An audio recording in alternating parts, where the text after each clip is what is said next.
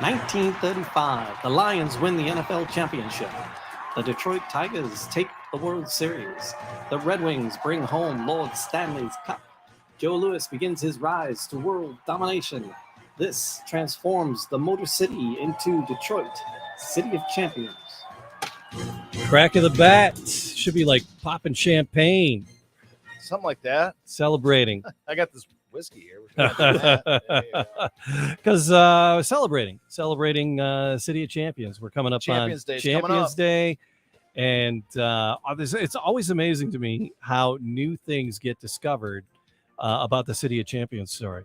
Yeah. It's all the time. And today we have our co-host back with us. Yes. Tom Eurich, thank you. We're so glad you're back. And Randy's back with us too. We got these are a couple of our best pals on the show. Well, it's the last I saw you, we were in Portsmouth when we had a lot of fun, and I'm bringing a little update for this from Definitely Portsmouth. a step back in time. Yeah, no, it's always whenever we can get these two guys on the show, like we drop what we're doing, we drop what we're doing, we get them on, and glad to have them. Yeah. So, Charles, what the focus of today is the poster. I know that. I was waiting to see if you knew. No, I thought it was an opening. I thought you were trying to stump me. Oh no, I was waiting for I was rolling with it, man. I thought you were trying to set me up for something. All right. Yeah, the poster. So Tom has got a show and tell. He put it as the episode title, as a show and tell. So Tom, you want to explain a little bit more about this poster? What's going on with this? Well, this is not a discovery, Jamie. This is a new this is a new thing. Oh, this was newly made. Okay. Well, it's newly made. It's not a reproduction, but what happened was that I was watching the internet and I saw a little thing from the Hellmeyer Brewing, and it had a little movie picture of Charlie Gehringer. Okay. And every time I see Charlie Gehringer, I have to investigate to see just what Charlie's up to. Mm-hmm.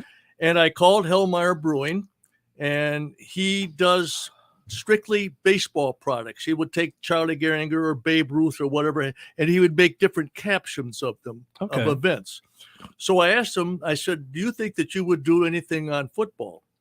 And I said, because there's a big event coming on September the 4th or December the 4th, 2022 on the Ironman game. The players that played, all 11 men finished the whole game. The big event we went down for in Portsmouth. Yes, we were headed down towards it, and Tom wanted to see if the guy would, if his name is Charles Mandel that runs Hellmeyer Brewing Company. Right. Yes. If he would, if there was anything he could do to help make the event, even better. Yes, yeah, that's correct. But then he said, well, gee, he said, I don't do anything about football.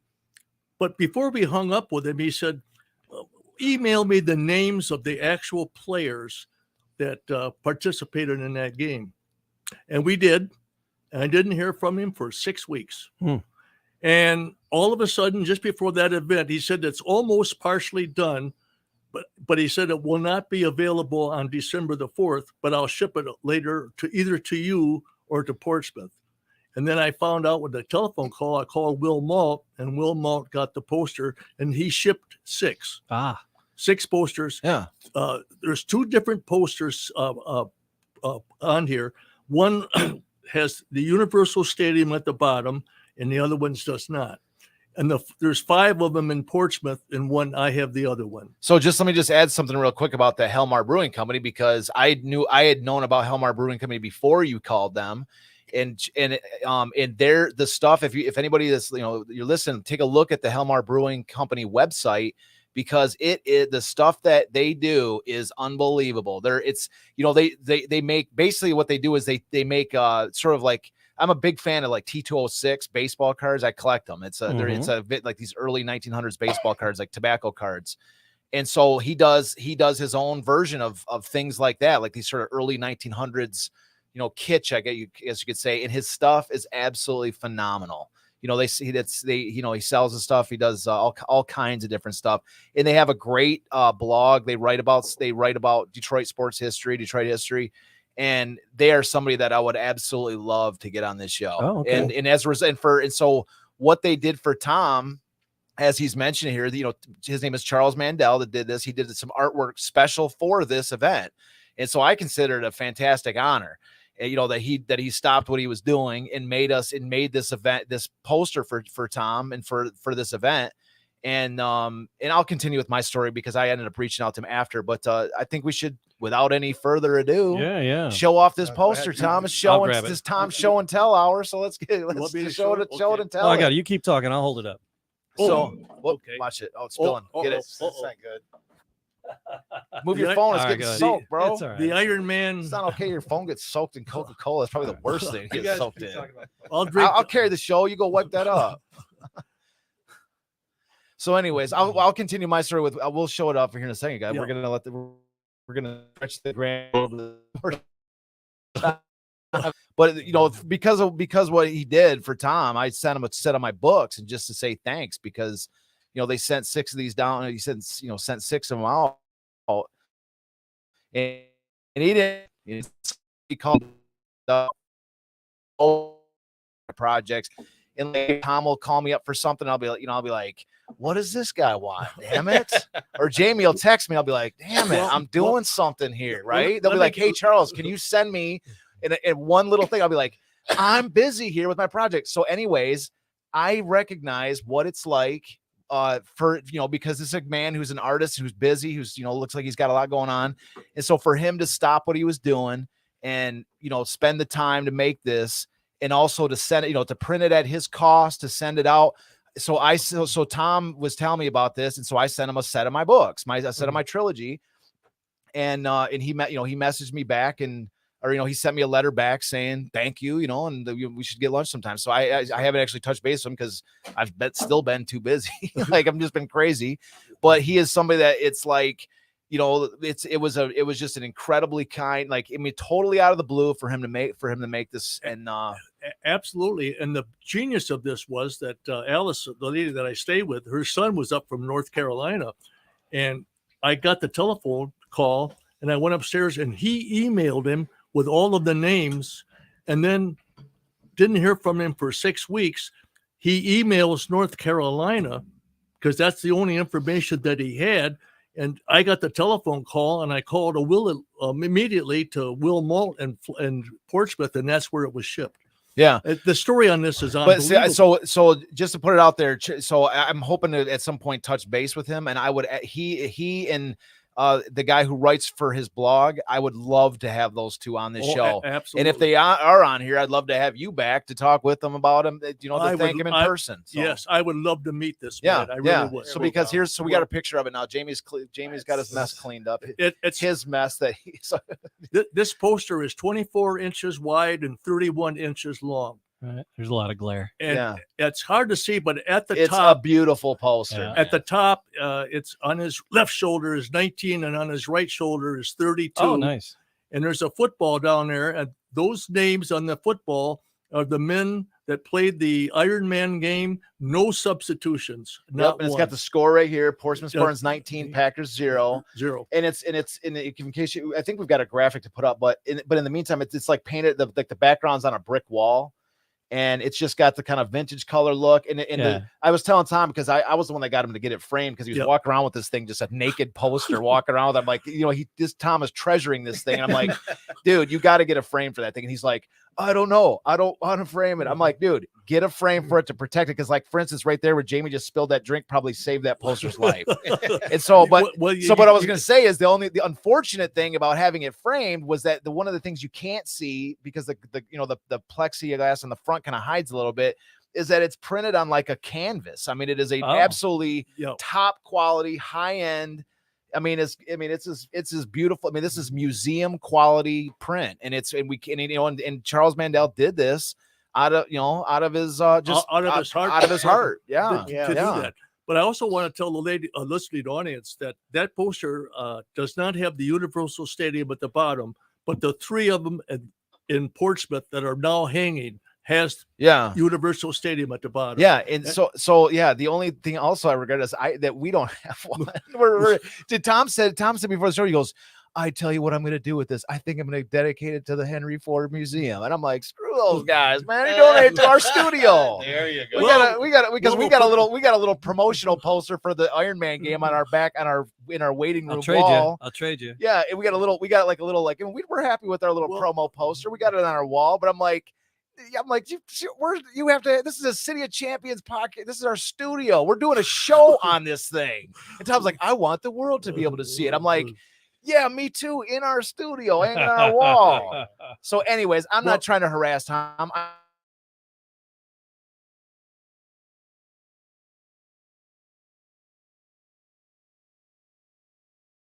I may be trying of football in 1932, when a player went out of bounds, they put the ball 1 inch from the hash marks. Or from we didn't talk about this on the Iron Man show podcast at Christmas. We didn't talk about this. Yeah, they would put it at the chalk line, and the team would have to run to get field position. The football team would have to go sideways. So this is one of 8. This is one of 8 things that changed the face of football just from this game. Yes.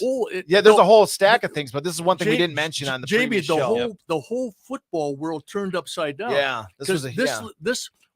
Jamie, read the resolution. We read this at Christmas. We read that at Christmas. You did? Yes. Remember, we had down in Portsmouth. We read it. Oh, okay. Yeah, we read that. This is talking about the ports. Where it's saying, whereas, the Portsmouth Spartans joined the NFL in 1930. So this is the NFL Hall of Fame letter that they wrote in recognition of the Iron Man game and talking about how big of a deal it was. So we read that at Christmas time. But one of the things we didn't talk about at Christmas is what Tom is talking about right now. That there were 8 things. There were like 8 amazing things that changed in football. The whole game. Well, first of all, and before 1932, if a player went out of bounds at the chalk line, the ball was moved 1 inch. Yeah, so you started the ball, so the center was like literally on the line, like the out of bounds line. The team would have to go sideways to get. They'd have to burn a play to run to the left, so they could get in the middle of the field to have some space to operate every time. Yeah, so hash marks were invented in Portsmouth because of this game, because the field was so short that they were forced to move it away from the benches because of the wall that was there for the hockey arena. That's right. And so when they did that, it opened up the game during that we're talking about the championship game between the Spartans and the Bears. And so it forced them away from those, because again, they had to play inside of Chicago Stadium, which was a hockey arena. So there was a smaller field. So they were like, just for that game, we're like, okay, there's no out of bounds. And so we don't want anybody to crash in the wall right off just from a snap. So we're going to move it, over to the right a little bit, and we'll put a line there to show where the ball is going to start every time, so we don't have to measure it. And so that proved so popular during that game. They're like, why don't we just do this all the time? And they're like, put it in the books. That's exactly right. Yes. And that game also, they made divisions to create the championships for 2 divisions. That championship game that was played in 32. Was it not for the Iron Man game? Was the first football game ever in the history to play under a roof? Yeah. Did you talk about that? You were on the show with us, so that was one thing I don't remember us talking about on there. Right. Yeah, because that's what I'm saying.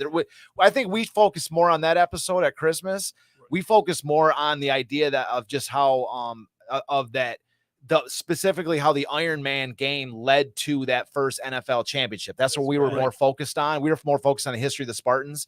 So you're specifically talking about that championship game and the results that came out of there, that changed because of the game itself. That poster is the father of the Super Bowl. Yeah, that game, because it was first championship. That game that was played in Chicago, the first time in the history of football that a game was played on 80 yards. Yeah. Okay, that was a first, and then. Also, the rule changed in 1932 that a forward pass had to be 5 yards behind the line of scrimmage, and that was because Bronco Nagurski was offsides. Yeah, there was a fake. He did he dropped. The rule used to what he did was the touchdown that they scored in that game. Bronco Nagurski did like a pop pass. So he took the snap and looked like he acted like he was going to run into the line like a run, and then he jumped up and threw the ball and went in for a touchdown. And the and Spartans they were furious about it. Oh yeah, they were infuriated on that. Yes, But they changed the rule. They said now you have to just behind the line of scrimmage. yes. So that rule changed the game. Yeah, because Nagurski basically did a forward lateral, Yeah. like overarm lateral, which was BS. And then there was like the Portsmouth players were furious because it was a completely ridiculous play. And so they had to change the rule. They were like, okay, you're right. Let's change it. They're like, well, can we remove that score from the game so they didn't win? And they're like, no, we can't do that. And also very interesting that when they played the championship game, which came from the Ironman game, when the people went to the stadium, there was no programs. Huh. I didn't know that. Yeah. They burned. There was those programs were burned on the eve of the game, and there was no programs. The people were watching the game. They didn't know who the players Well, see were. here, this is the story. See, I didn't know that component of it. The story I heard was that there was a fire in the office of the Chicago Bears executive offices. So I'm familiar with the fire. I didn't know that it was before the game. I wasn't sure if it. Yeah, that's what I got that information. Yeah. Oh, really? Okay. So I didn't know that because there was actually an episode on I think on Pawn Stars where they brought that burned game program in from that game. Tom was one that was sending me that, like, telling me about it. Wow. And the guy on Pawn Stars was like, oh my God, this is the program. You know, it's like, well, this is from the first NFL championship game. And it was half burned. And his buddy was like, what are you talking about? This is this game program is like there's a burn. And he's like, that's how you know it's authentic. It's like, well, because it's half burned. And that program, he paid $2,750 to Pawn Stars. Yeah, the Pawn Star guy bought it. He was all about it. He too. went He to was his like, buddy, the specialist in sports memorabilia. Yeah. He said it's $10,000. Yeah. Okay. But he also said it's the holy grail of any professional program of all the sports. Oh, wow. It's on eBay now, from what I understand, $50,000. Yeah. Jeez. But that was a great. If anybody has to see it, it's a really short clip. Go on, look it up on YouTube. It's worth, if you're a football lover. Yeah, because he's like, oh my God, I can't believe it. And his buddy's like, it's a program that's burned. Like, even if it's like vintage, like it's Will still Malt burned checking up. in, saying hi, and Chris saying hi. Thanks for being with us, Hey, guys. Will, Chris. So yeah, Will. Will, in from check out the A's. Will, right. check out the Check A's. it Will. out. Yeah, we were talking last A's time I just all looked. before the show. I was telling them about the A's bet. And another interesting thing that came on the Ironman game was the Portsmouth or the Green Bay Packers were called the Cheeseheads, and it all came because in 1931 they did not want to play the Packers, didn't want to play the Portsmouth Spartans. And one of the Spartans said, oh, heck, they're just a bunch of cheeseheads. And that all related to that game of the Ironman game. Also, when the Ironman game was played in 1932, the Ohio National Guard had to escort the team to the stadium. Yeah, I know, because they were raucous. The Portsmouth, it's the biggest game that ever happened down there, man. That place was jammed. 14,000. Yes. They were you kids Hanging were down from the rafters. They were on the flood wall. Yeah, they were sitting on the flood wall. Dude, Portsmouth is so awesome for that, man. That flood wall is so cool, and the flood wall overlooks at the baseball stadium too. Oh, yeah. Man, a packed house baseball game down there. Dude, like one of my dreams is to see Huntington versus Portsmouth, like in a championship for like the American Association or something, or Atlantically, whatever. And a championship between those two teams, and then there's so many people there that their flood wall, like the whole, like it's got this. There's the flood wall, and then there's the hill that attaches to it. There's like that hill, that berm could seat like 1,000 people up there, man. It's just such a beautiful. I love Portsmouth, man. I love Portsmouth. Gorgeous town. Another interesting thing on that Ironman game is when the Packers came down, they did not stay on their first trip. They stayed in Columbus, Ohio, for the night. That's probably a good idea. And then they took the train from Columbus to Portsmouth. And they were greeted. There was fist fights. The National Guard, the whole Ohio National Guard, was called out to man that game. That's awesome. I mean, this Ironman. That's the thing is, like, sports got so sanitized now, man. Back then, it was like dirty and freaking like they had to call the National Guard out. Yeah, that's what I'm talking about. That's like it used to be. Like I say, the sports today have gotten people are like, oh, they're an elite athletes. There's a better. There's so many. I mean, there's value to the modern day. I'm not trying to gild the lily of yesterday, but there's at the same time, like back in the day, there's a reason why these sports became like people. That's why they became institutions in their day. Was They were awesome, man. They were like I said, and that back then they were unsanitized. Like to say the rules were evolving to such a level that they were like, hey, that's a good idea. Let's move the ball from the sideline to the freaking center of the field. Like it's just I just obviously I love that time. Well, that I'd like era to. of football, Could I man. give a little plug where these posters are? Yeah. Okay, there's 3 of them that have the Universal Stadium at the bottom. One's at the river. Will restaurant. Maltz restaurant who's Will listening Malt. right now. Lucky dog, yeah. And one's at the stadium lunch, which the picture that you just showed or whatever, that's hanging right now in the stadium lunch. He remodeled the thing. Reese Brown. Reese Brown. Yep. And he's on Jackson Street, and he put that picture up there. And I understand people were coming in. I called Andrew Fite called. He said, Tom, I was just at stadium lunch and I saw the picture. It's fabulous. He said that poster just wants you to get in and play with it. It just it just brings you, it invites you to the game of football. Jim Kennedy's got another one, right? Yeah. And then the other one is at the Soto Historical Museum on 4th Street. Okay, so it's on 2nd Street. Dr. Fite did get one then. Yeah, Dr. Fite did get one for the it's museum. not quite framed yet, but they're working on it. Okay, so they did get one. Okay, that's that's the collector. here. Quick quiz. Name of that one post one.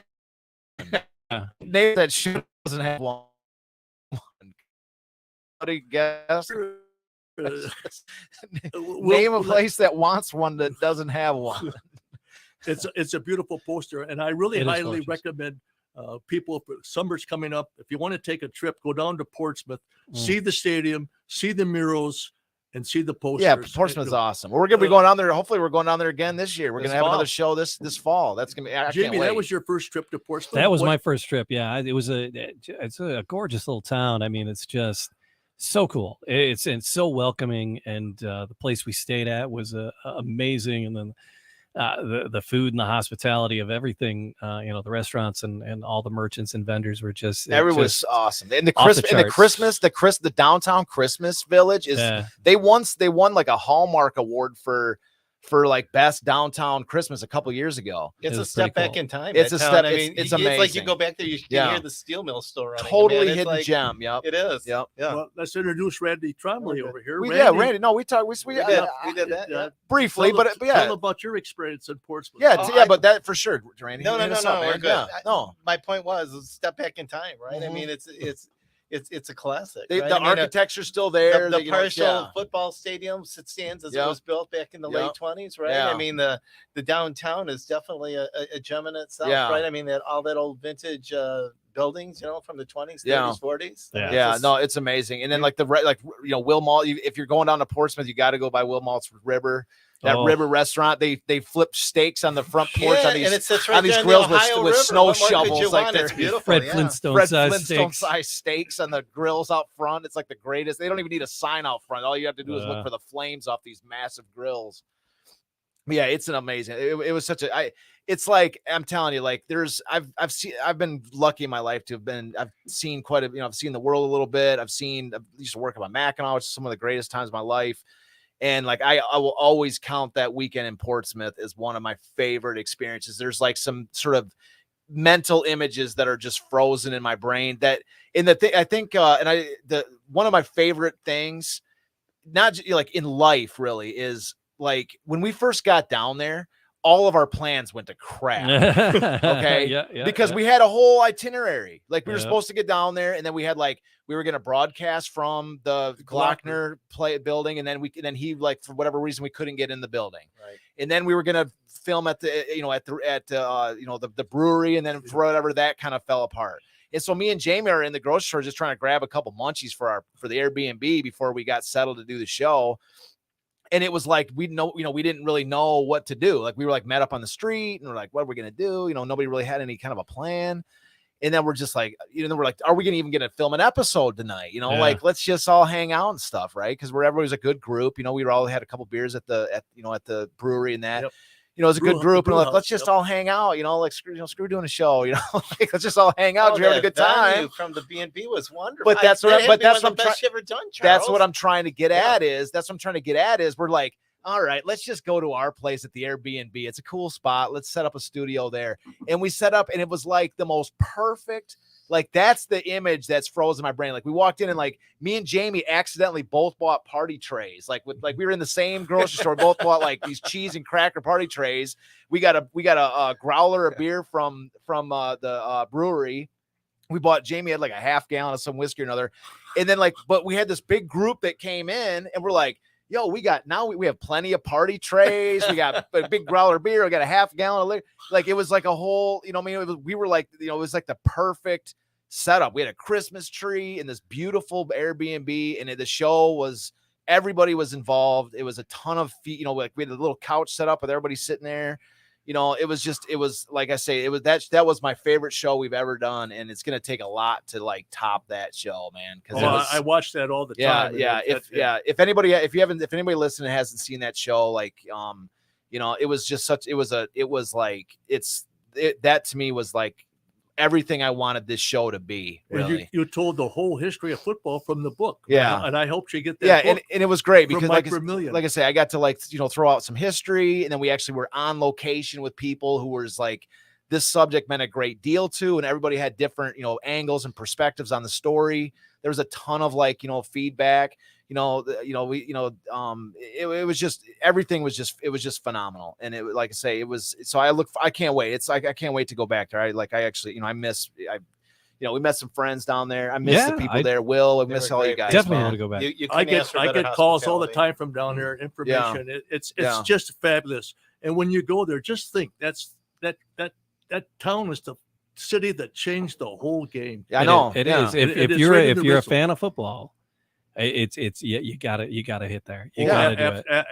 You gotta pass through and see it. Yeah, and that's what I mean. It's like you are literally like, and he's not lying. Like he's not exaggerating. You go there, and it's like, they have a 1930s stadium that like this original like holy ground of where the Detroit, like the birthplace, where the Lions came from, the team that where this incredible history began, and the places like while you're there visiting it, why not go to these places like the brewery or the river, like that, which are just like fantastic. Like the brewery is like the same architecture as from that. I think it's built back then. The river is almost like a damn museum in and of itself. With all the memorabilia. Oh yeah, Will's got memorabilia like crazy, images and ticket stubs and helmets and trophies, and there's so much to see in there. It's besides the food.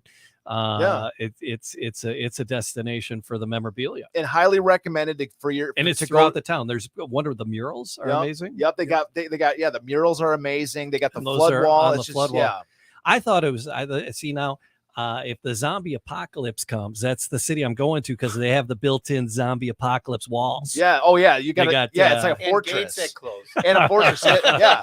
And there's only a couple ways into town, so you can guard those bridges. Will, is that the deal? You guys ready for the zombie apocalypse? Is that what Portsmouth is all about? It's really a shelter for when the zombies come. But but they got the bridge. The bridge is cool, and it's got the got the mountains around it. Because we're from Michigan, so it's like fairly flat here. So when you're driving, it's like the city is like ringed by mountains. It's a totally different and super cool place. Like, it's just it's that place. That's like our heart is down there, man. It's right on the border. And the Ohio River is just gorgeous. You go on the other side of the flood wall. You look out that Ohio River. Yeah, it's gorgeous. Yeah, and if you're going, like, again, we recommend it. Like I say, Christmas time. Right before Christmas, that town, it's just got the coolest. There's like the Santa Claus that was out there. He's like, oh, like you're walking on the street. It's almost like something that you see like in the 1950s, like something out of like A Wonderful Life or something, where there's a Santa Claus standing there in the street greeting you, and you're walking on the street, and you're like, hey, Santa, what's going on? Well, they had like vintage cars, vintage trucks as like props on some of the street corners. Yeah, it's decorations for the show. Matter of fact, before you fellas got down there's an antique store that we went into, a big shop. They got everything in there. I saw that. I didn't get a chance to go take a look, man. Randy and we went through there, and with Grayson and Stephen. It was just, I couldn't believe it. I love those two too, man. Grayson did a great job reading on the show. That was another little highlight from the show. He is, which was that it was cool to get him on camera and have him read a little bit and get a little on camera exposure. It was cool. It was fun. He is the future of the City of Champions, because right now that kid is football crazy, He's even written a little letter. I'm going to jump a little bit to the Lions, hoping someday maybe he could go to work or do anything. Yeah. You know what I mean? He's 14 years old. Who knows? He but could be he's the one that he's succeeds. excited. You know, he could bring the city of champions Yeah. back for all of us. We all put in the work. You know, And I told him if the Lions ever contact him, tell them that you were down in Portsmouth and you were actually playing on the field where Red Grange and Bronco Nagurski, the kid, and Ace Katowski and and Glenn Presnell. Ace, I just got word Ace Katowski died on December the 4th, 1976. Oh, really? On the Iron? That's right, Jim. Jim Kennedy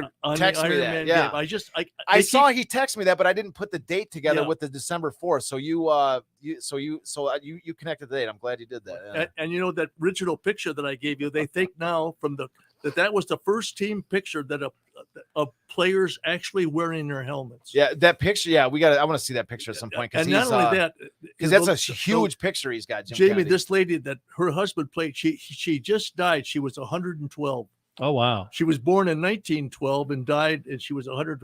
And when I got the picture from her, I did not know that her husband played in the Ironman game, and his name is on the poster. See, I just got to throw some other real quick. It's a little bit kind of off topic, a little bit, but man, this is why I love this show, right? Yeah. Because like we are on a totally different wavelength than every other show. Okay.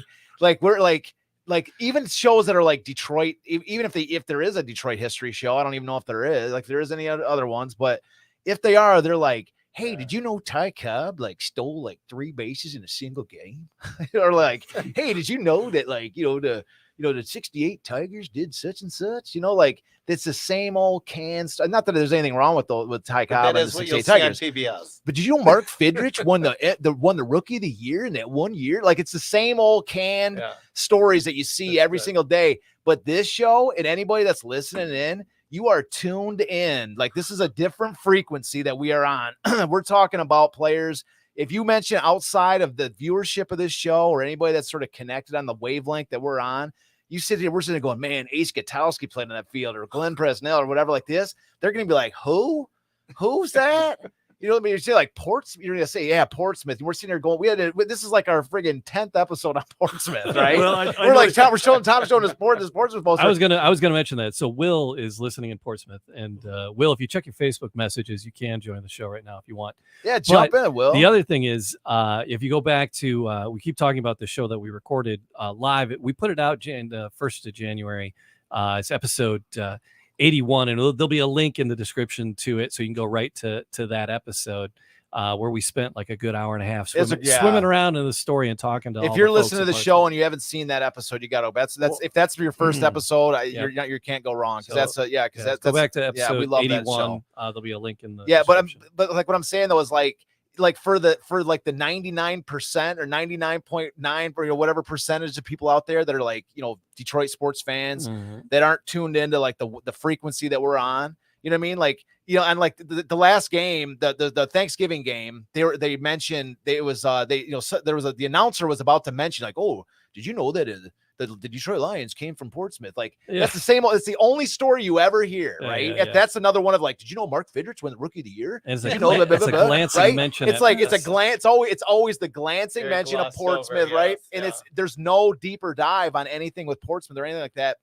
And that's what I'm saying. Like that's the frequency we're on.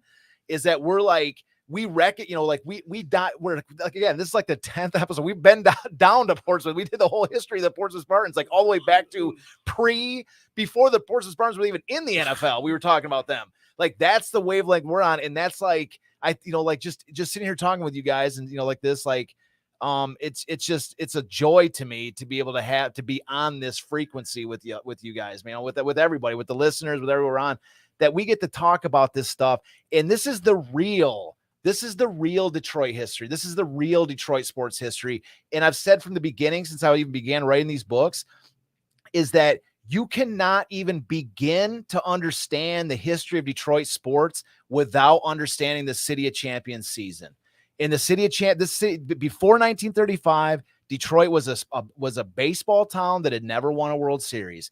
after 1935, we're one of the great all-around sports towns in the country. We just won 3 major sports championships with the Tigers, Lions, Red Wings. We had the rise of Joe Louis. We had 33 total championships. Detroit was the capital of the sporting world, and it gave Detroit an entirely new identity. We were the Motor City.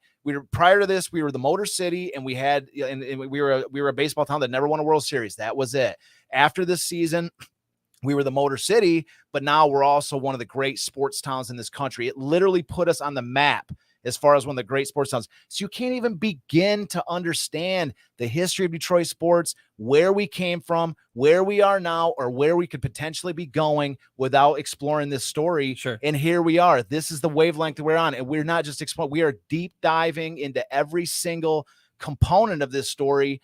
And like I say, it's a joy to me to actually be able to have conversations about, like, because before I was talking to you guys, Randy, you included, man, you were down in Portsmouth with us. You're rolling. You're part of this squad, man. Will, we're all part. We're building this. We're building this group of people that that recognize the importance of this story. Chris, Will, everybody that's tuning in. We're building this group of people that understands the value and how fascinating this story is. Jamie, you too. You're also into it a little bit. I'm into it a little bit. But the thing is, we're building this group of people that, this listenership, this audience that because before this group, every time I mentioned the City of Champions season, it was because I have a sign that said, "Did you know the Tigers, Lions, Red first championships?" Beginning. Single time I talked about it. Now we can sit here and have a show where a poster. I just wear my jersey. Yeah. Jersey. The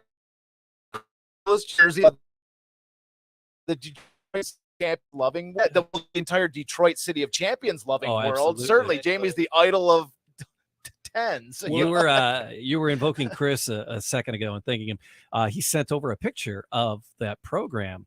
The Chicago Bears in the Portsmouth with the Spartans, burned edge. Nice. The burnt edge. And he pulled it from eBay. It's on sale on eBay right now for $50,000. I love how you say it was on sale. You're like, damn, that's a good price. It's like on sale. It's available now. No, watch, it says 50,000 or best offer. You're I'll give you $49,500. What's the buy it now price? Yeah. Buy it now, $50,000. It's like, or it says or best offer, and you're like $49,500. Dude's like, I don't know, man. He will get it someday. He's like, but somebody's like, he's like 50,000 or best offer. He's like, but that's the 49.5. He's like, dude, I'm not going to go for a low ball offer like that. And that came 49.5. No way. That came from the Iron Man game. Yes, that created. That's a great story. I didn't know it was prior to that time. I didn't know. Yeah, the poster is football history. So people that are listening and not seeing the video, the image is of the program, and a good maybe about an eighth of the corner is burnt away. Well, what's on the interesting lower right. is it's not just the one program, because whenever you see that program, they're all burnt corners in that. That's how you know they're legit, because they're burnt up. That's why that guy in the Pawn Stars was like, oh my God, this is one of those programs. It's burned up. It's like the first NFL championship game program's burnt. That's how you know it's legit. Well, that would. I talked, and I didn't know that either. Tom tuned me into that. I didn't know that. I'm a collector, but talking to the collectors on the poster, there's only 6. If you're looking for one, forget it. Why are you going to keep on? Tom is loving to pour salt in the wound. He's like, there's only 6. Well, not 7. Keep in mind, not 7. Just to make sure. He's like, hold on a second. Let me make sure how many there are. There's one with Will. There's one with Jim Giddens. There's one with me. There's one in the museum of the historical museum in Scioto County. And what am I missing? What am I missing? Where's it? Yeah, there's 2 more there. Let me. Where's there not one? Let me go to my radio history. Collector's Corner. If a collector's out looking for that, forget it, because they're just. I'm a collector and I'm out looking for it, and I can't find it. So yes, I fit into that category. But I just want to let the collectors know around the world that there probably will never be another one. And that poster, chances there's not going to be another one.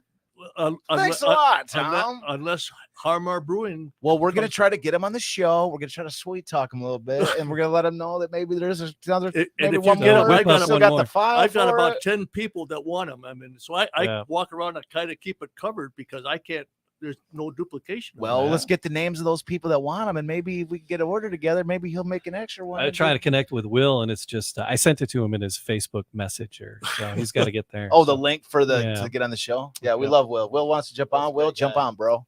so. And the A's just won. Me and Will both got bets on the Oakland A's. Just I got to mention this bet because we mentioned already in the show. So the Oh. bet, me and Will Mall are both, and this is a callback to the baseball statistic that I got, and I'll mention on this show just so that people know, just to lock it in.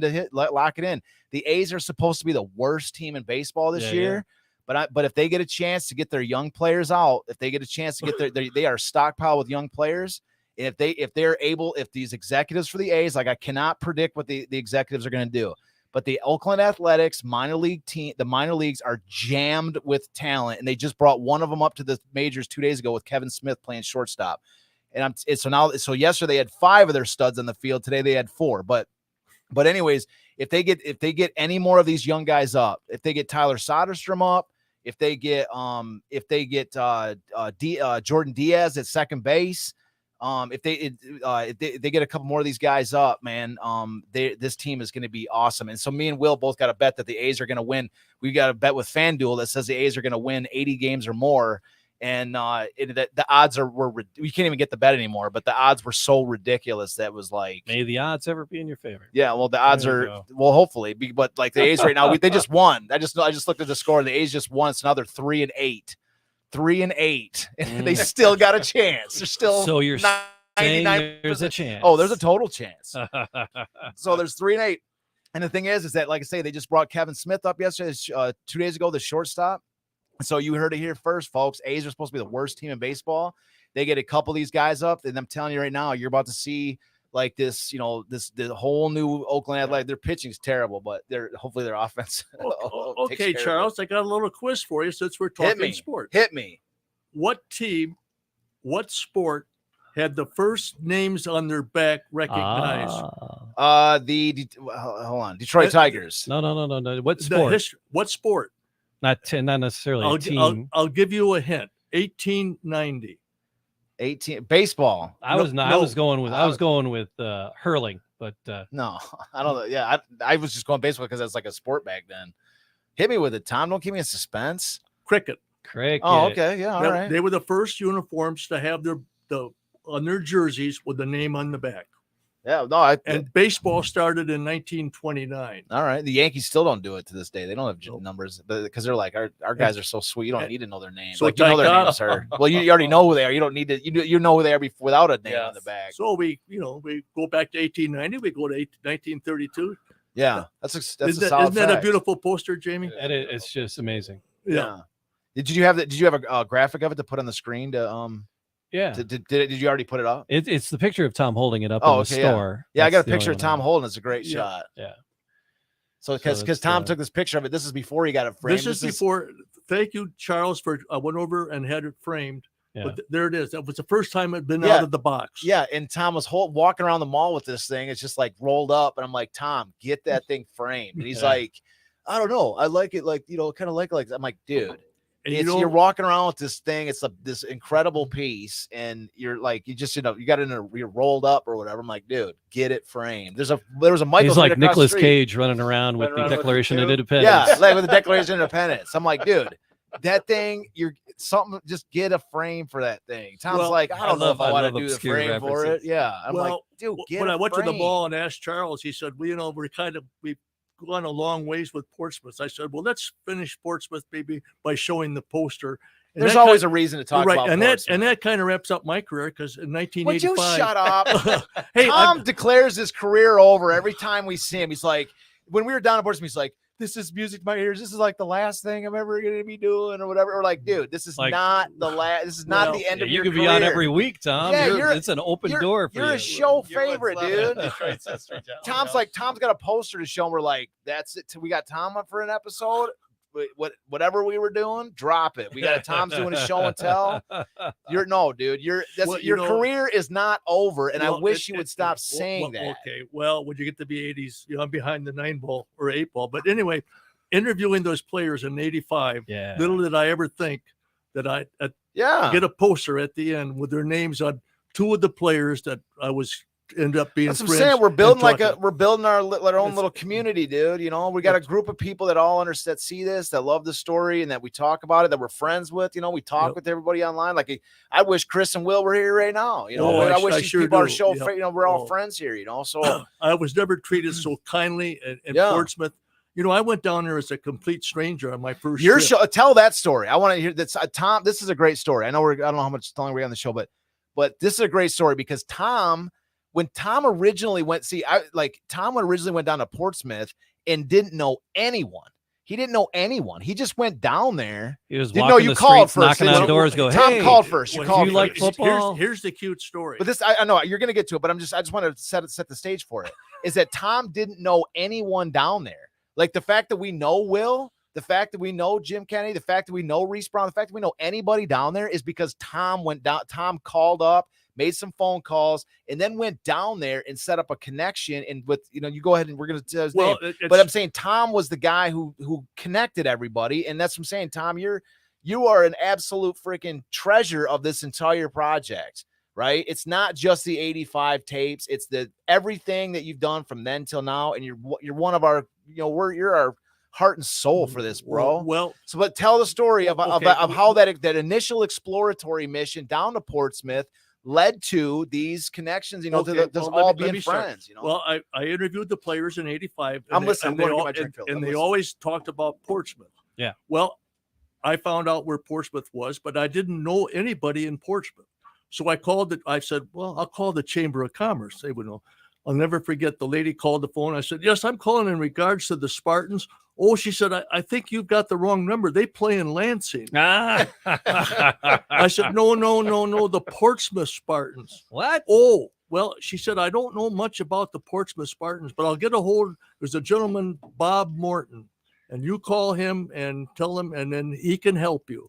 And that was the start. It's like getting on the phone in Mayberry. They brought in Paul O'Neill. We talked about, that's how I found out about the programs. And then we went to dinner, and Will Malt was at the river and with Bob Morton. And I told him what we would like to do. And the rest is history. It was, and they treated me so kindly. You know, I was a complete stranger, but I did that for the Portsmouth players because they really felt bad that they were not included in the City of Champions. Yeah. Portsmouth was completely forgotten. And I want to mention this too, real quick. I want to highlight one real quick thing that you said there, which was Bob Morton. And I want to raise my glass to him because Bob Morton, he has not had a chance to be on the show. Bob Morton was the guy down there. And I'm raising my glass to him. You guys want to raise whatever you got. Yeah. Thank God for Bob Morton. We love Bob Morton. I never met him in person, but you know, I feel like I knew him or whatever because he and Charles, he loved baseball. You know, I'm a member of the Baseball Hall of Fame, and every magazine I got every month, when I read it, it was shipped to Bob Morton down there in Portsmouth. He was the guy. Yeah, he sent an article up about baseball because I went to my first trip down to Portsmouth was going down there to talk about getting a baseball team down there. Yep. And so that was my first trip down there. And he had sent an article. What was it? You know what it was?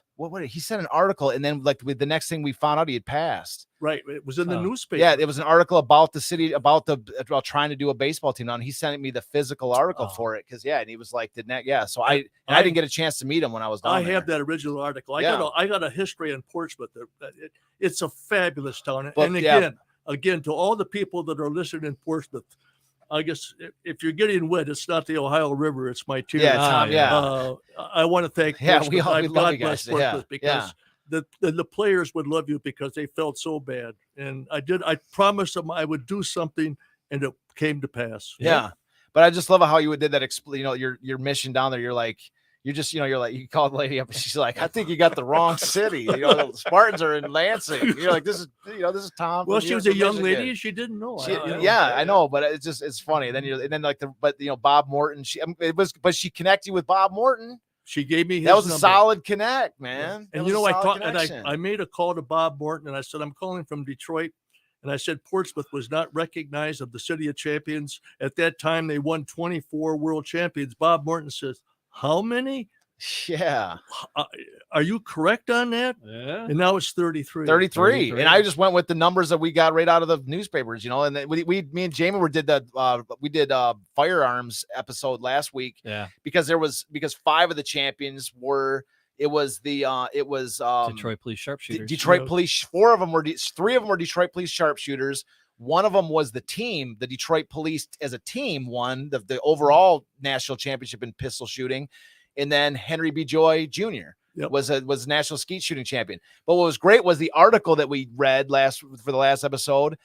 Bud Shaver actually says in the article, he's like, I got to talk about 5 champions that are forgotten. They were forgotten already. And he wrote this 36. in 1936. He was forgotten in 36. He goes, these 5 guys are forgotten. It's like we got our work cut out for us. Yeah. So is it 39 now? Or No, it's 33. No, but among was, the number is these 5 guys, to add That's on to just the how 20. he phrased it back in 36. You know what I mean? To add on to the 24 that you're mentioning, you're saying like now there's 33. Like there was always 33, but with these 5, like I'm reading this article and Bud Shaver's going, I got to mention these 5 guys. And Henry B. Joy was actually on the newspaper, on that City of Champions newspaper. So he wasn't he wasn't like just a random, he just mentioned a newspaper article. Like they legitimately recognized him because the Detroit Free Press, Bud Shaver wrote an article about Henry B. Joy in the Detroit pistol shooting team.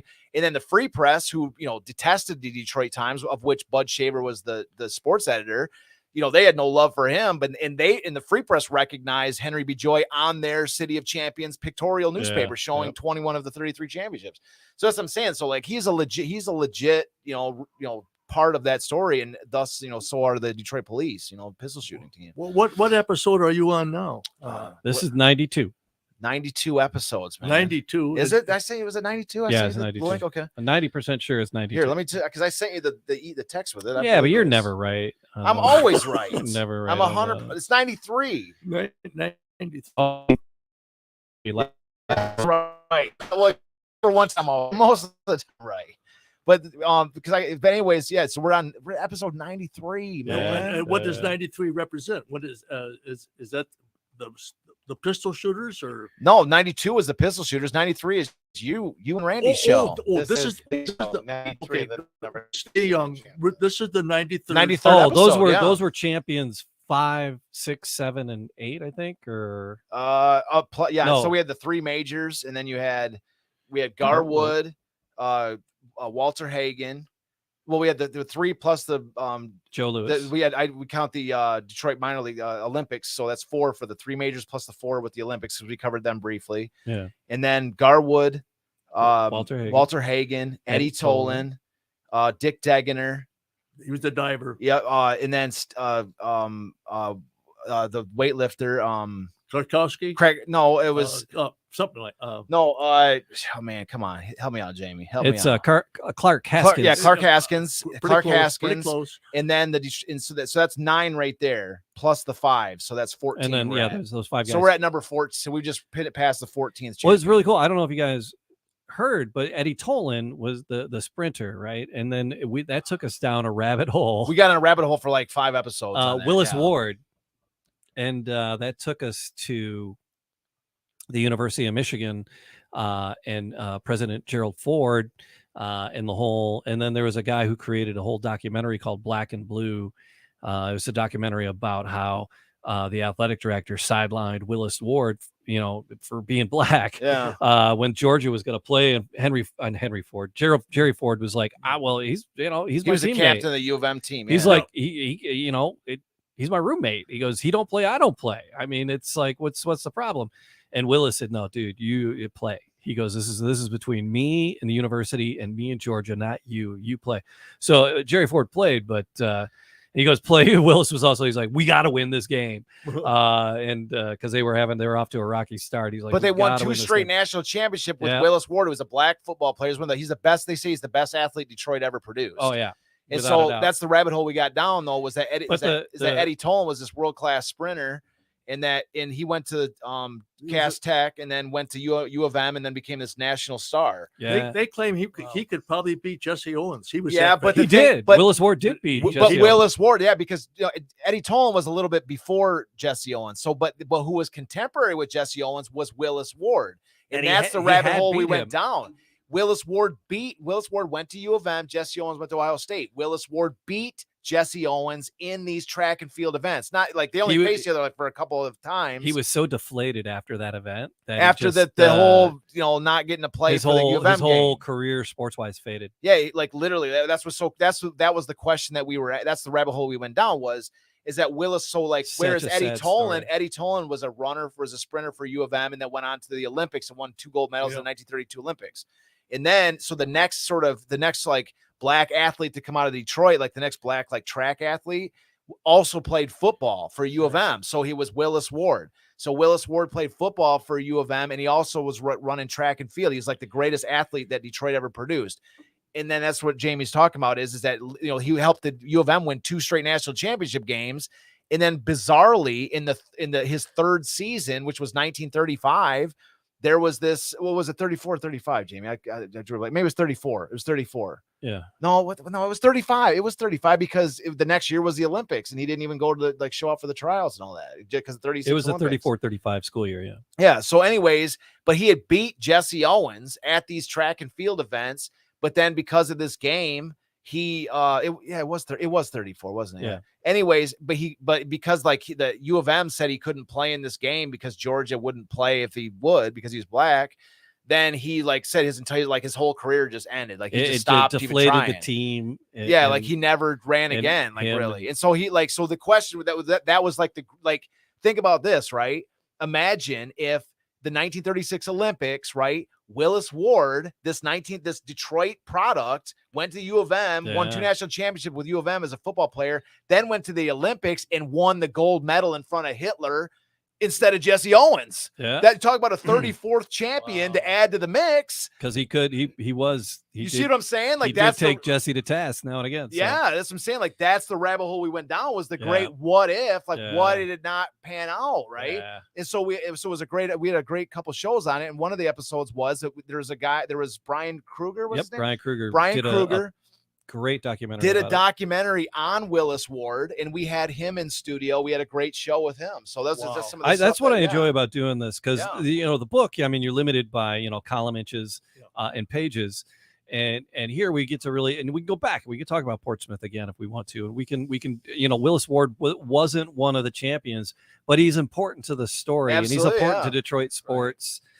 In that, especially contemporary to that time period, Detroit sports. He was totally contemporary. And then you throw in a president jumping in on the game too, But it's like the story. You got to go back and listen to that. It was a great show because we were actually about the game ball and what happened with the game ball. So it's worth the listen to go back. Yeah, it's totally worth it. And check because the question that we actually, me and Brian Kruger had a little bit of a debate session on it because the question emerged was about because there's elements of the story that don't make sense. Yeah. And because the thing about it is like, why would U of M let a black athlete help them win 2 national championships and then suddenly go, well, we can't because Georgia Tech, the team they played, was crap. They were a garbage team. So like U of M was the defending national champions. Like so what if Georgia won't take the field against them? Like, hey, you're losing out because of what we were talking about in Portsmouth was about prestige. Like Georgia Tech had everything to lose for not playing against Michigan. Michigan had nothing to lose from saying, well, then don't play us. Right. We'll play for somebody, find somebody else. Right. So there was a couple, but that's what I enjoy about being able to. That was a great show because we were diving into that element of it as well. Like you say, it springs into different things. You know, when you got 33 world championships, there's sidebar stories. Yeah, that's what I'm saying. Tom, that's what we love. You got about some the show, homework, man. You need to bring us another story. Some more memorabilia. You got homework, man. You gotta because I want you back here. I want to get Charles Mandel on here, so I'm going to take him up on his offer to go to lunch with him and invite him to the show. Please do that because I would like to meet him. I would too. Because I mean, what he did and the creation, I just call it the Rembrandt of football. Mm-hmm. Yeah, it's a Rembrandt. Yeah, the Rembrandt painting. I mean, But when you look at that, it just blossoms. It evokes out. That nostalgia of football. Absolutely. The whole football world turned upside down. Yeah. From that one game. Yeah. But besides that, he's got a great writer for his blog. He's got this blog that they maintain too. And he's a fantastic writer. There's a couple articles I've read that were just like, wow, this guy's a great writer. So I would love to have him and his writer on the show and talk about it. Will Malt talk about his poster. Will Malt talked to him and he said that the reason he was a little bit slower on getting those posters out was deer season and a lot of his help he was doing a lot of that himself. I would like to know if maybe he did that rendering personally himself. I imagine he would. I can't. I why don't wouldn't know. he? Yeah. But you see, he didn't sign it either. That's true. Yeah.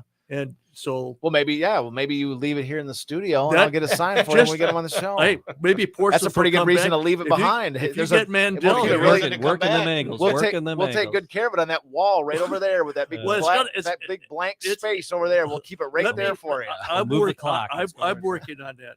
But if you get Mandel here and talk about that poster, that would be an interesting story in its own right. Yeah, right? It would be so much easier to talk about it if it was like right there. Again, I saw right on the wall. I saw the little image on television, Mr. Mandel. And so I talked to him, and he said, "Well, if I did a poster, what would you recommend?" I said, "Well, why don't you just make a football, and I'll send you the names of the 11 men that played, and basically that was it." So I was expecting when they told me that the posters arrived in Portsmouth, I figured it was just a football. Yeah, but look at the rendering of the man above that. Yeah, I thought it was vintage. I thought this was a vintage poster. Yeah, Jamie thought it was like memorabilia that you had found. Yeah, because I thought you had unearthed some unknown poster. Yeah, no, this is the first. I got totally reeled in. But we set the context. We corrected you. Yeah. We didn't let you run too far down that hole before we pulled you back. Well, that's what Randy said when he was coming over. No, that's a recreation. He did that. But it's a contemporary work, but it's very, very stylized for the time. I love it. Yeah, I think he did a wonderful job. I 100% agree. So I would love to have him. I'm going to take him up on his offer to have lunch with him and talk and see if we can get him on the show, because that'd be if you do, I'd like if he would come on the show. I'd like to. Oh, we'd invite you back. Absolutely. That's the only way he's coming back. Yeah. Okay. You're retired. Remember, you just said this is your last show. It's the last thing you ever do. So yeah. That's the only way we'd have you back. I'll tell you, I love you. You know, when I did my radio show in 1985, it was very tough, to do that.